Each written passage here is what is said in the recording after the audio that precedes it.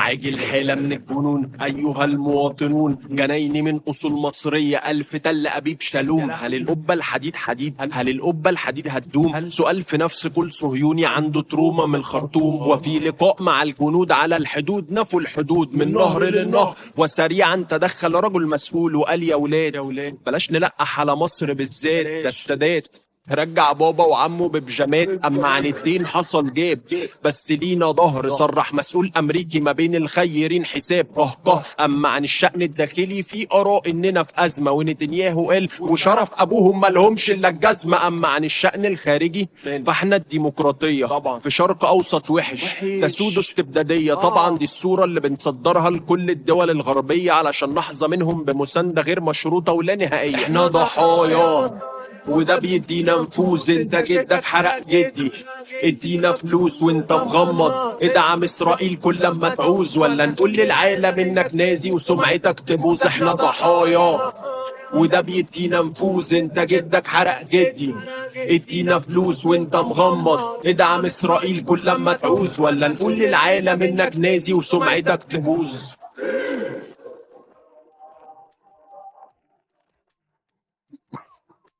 تؤكد الداخلية والخارجية على مدى أهمية إعطاء المتظاهرين الداعمين كل الحرية وقمع أعداء السامية، وتدين المعترفين بأي دولة فلسطينية. وننكر الوحشية، سلاحنا دقيق 90% بيقتل من 90 ل100 ومش بطريقة عشوائية. وصل دول يا دروع بشرية يا من حماس الإرهابية، يا إما ناس كده معدية لكن من أصول عربية، وده جيد.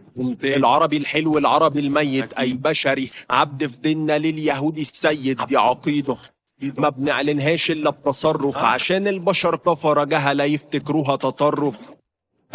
شعب الله المختار يا عم، وانتوا جميعا ولا من نفس الطينة ولا من نفس الدم. بنقول حروب حرية مش حروب دينية عشان الزن، وعشان مش كله يبقى علينا احنا افضل بس البشر كم. احنا ضحايا وده بيدينا نفوذ، انت جدك حرق جدي.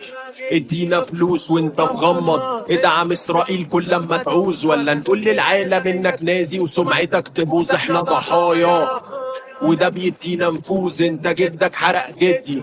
ادينا فلوس وانت مغمض، ادعم اسرائيل كل لما تعوز، ولا نقول للعالم انك نازي وسمعتك تبوظ.